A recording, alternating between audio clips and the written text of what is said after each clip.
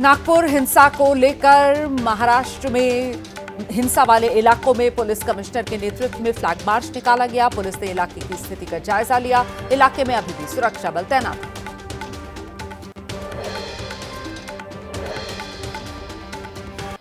हिंसा के आरोपियों को 21 मार्च तक पुलिस कस्टडी में भेजा गया है। महाराष्ट्र पुलिस अब तक 50 से ज्यादा आरोपियों को गिरफ्तार कर चुकी है। नागपुर में औरंगजेब की कब्र विवाद में 17 मार्च को भड़की थी हिंसा। नागपुर पुलिस कमिश्नर रविंद्र सिंघल ने कहा है, हिंसा के आरोपियों की पहचान कर लगातार गिरफ्तारियां हो रही हैं। सोशल मीडिया की भी मॉनिटरिंग कर रहे हैं।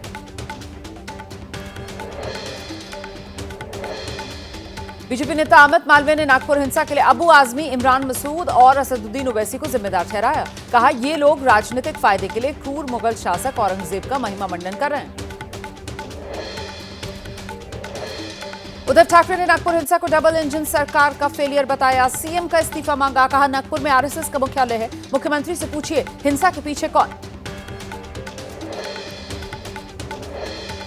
नागपुर हिंसा पर विश्व हिंदू परिषद की बड़ी मांग। कहा, दंगाइयों से वसूली की जाए, तोड़े जाएं उनके घर। वीएचपी ने कहा, हम औरंगजेब की कब्र उखाड़ कर रहेंगे। नागपुर पुलिस ने विश्व हिंदू परिषद और बजरंग दल के पदाधिकारियों के खिलाफ केस दर्ज किया है। एफआईआर में गोविंद शिंदे का भी नाम है। प्रदर्शन के दौरान कथित तौर पर धार्मिक भावनाओं को ठेस पहुंचाने का आरोप। अबू आजमी ने नागपुर हिंसा को बता दिया बेहद अफसोसजनक।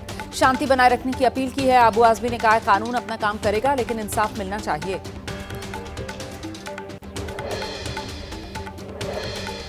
जम्मू में एनआईए का बड़ा एक्शन। 12 अलग अलग जगहों पर एनआईए की टीम ने रेड की है। आतंकी लिंक्स को लेकर जांच पड़ताल में जुटे हैं एनआईए के अधिकारी।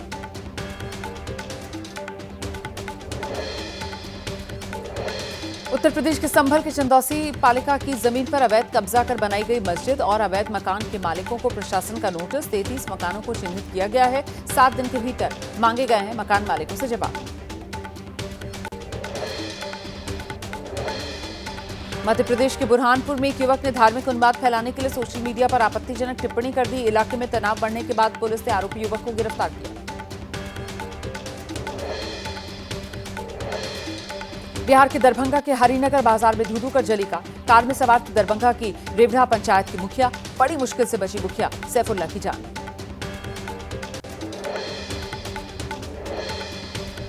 उत्तर प्रदेश के सीतापुर में रेप केस के आरोप में जेल में बंद कांग्रेस सांसद राकेश राठौर को जमानत मिल गई है। हाईकोर्ट से जमानत के बाद 49वें दिन जेल से बाहर आए राकेश राठौर।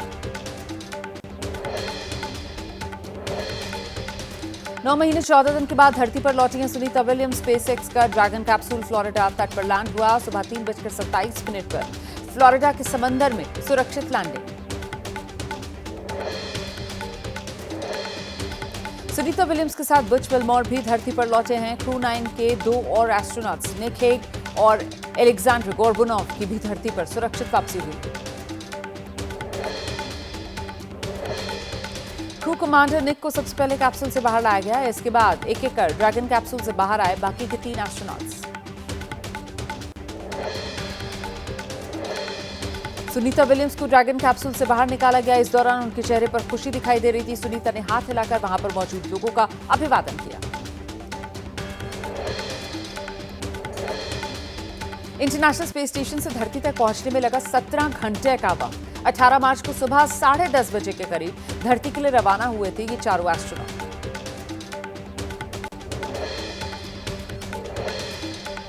मिशन की कामयाबी पर नासा की प्रेस कॉन्फ्रेंस। कहा, सब कुछ प्लान के मुताबिक हुआ है। स्पेसएक्स के ड्रैगन कैप्सूल की सफलतापूर्वक लैंडिंग हो गई है। लगातार क्रू मेंबर्स के हम संपर्क में थे।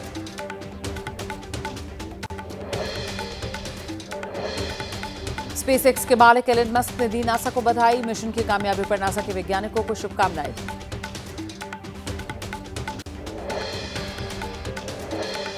बीती रात 2:41 पर शुरू हुआ था डी ऑर्बिट बर्न। कक्षा से उल्टी दिशा में स्पेसक्राफ्ट का इंजन फायर किया गया और इसके बाद कैप्सूल की धरती के वातावरण में एंट्री हो गई थी। धरती के वायुमंडल में प्रवेश करने पर 1650 डिग्री सेल्सियस से ज्यादा स्पेसक्राफ्ट का तापमान था और इस दौरान करीब 7 मिनट के लिए कम्युनिकेशन भी ब्लैकआउट हो गया था।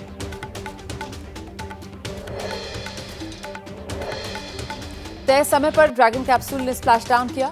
स्प्लैशडाउन से पहले खुले ड्रैगन कैप्सूल के पैराशूट। ये पूरी प्रक्रिया होती है ऑटोमेटिक।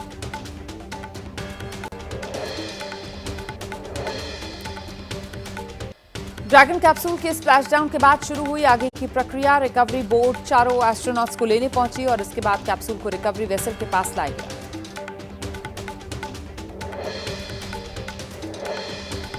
महज 8 दिन के मिशन पर गए थे सुनीता और बिच विल्मोर। इस दौरान इंटरनेशनल स्पेस सेंटर पर करने थे कई रिसर्च और एक्सपेरिमेंट्स। थ्रस्टर में आई गड़बड़ी के बाद उनका 8 दिन का मिशन 9 महीने से ज्यादा समय का हो गया था।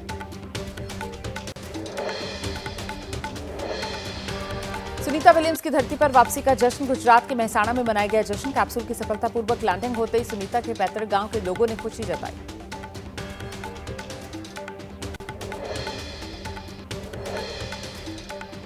प्रयागराज महाकुंभ की सफलता पर लखनऊ में होगा शिखर सम्मेलन। कार्यक्रम में वैज्ञानिक, विशेषज्ञ समेत दूसरे लोग शामिल होंगे।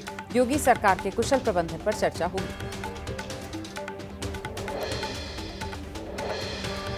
राज्यसभा में आज दोपहर 2 बजे से गृह मंत्रालय और स्वास्थ्य मंत्रालय के कामकाज पर चर्चा होगी। आखिर में चर्चा का जवाब अमित शाह और जेपी नड्डा दे सकते हैं। कांग्रेस अध्यक्ष मल्लिकार्जुन खड़गे आज शाम बंगाल कांग्रेस के नेताओं के साथ बैठक करेंगे। मीटिंग में राहुल गांधी मौजूद रहेंगे। पश्चिम बंगाल में अगले साल होने हैं विधानसभा चुनाव।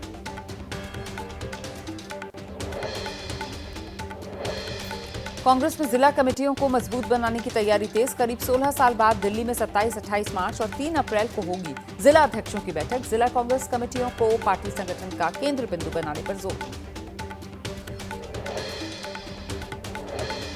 बिहार विधानसभा चुनाव से पहले कांग्रेस का दलित दाव। अखिलेश प्रसाद सिंह को हटाकर राजेश कुमार को बना दिया नया प्रदेश अध्यक्ष। औरंगाबाद की कुटुंबा सीट से विधायक है राजेश कुमार। पटना में प्रशांत किशोर ने इफ्तार पार्टी के बहाने सीएम नीतीश कुमार पर निशाना साधा। कहा शराबबंदी के बाद से लगातार बिगड़ रही है बिहार की कानून व्यवस्था।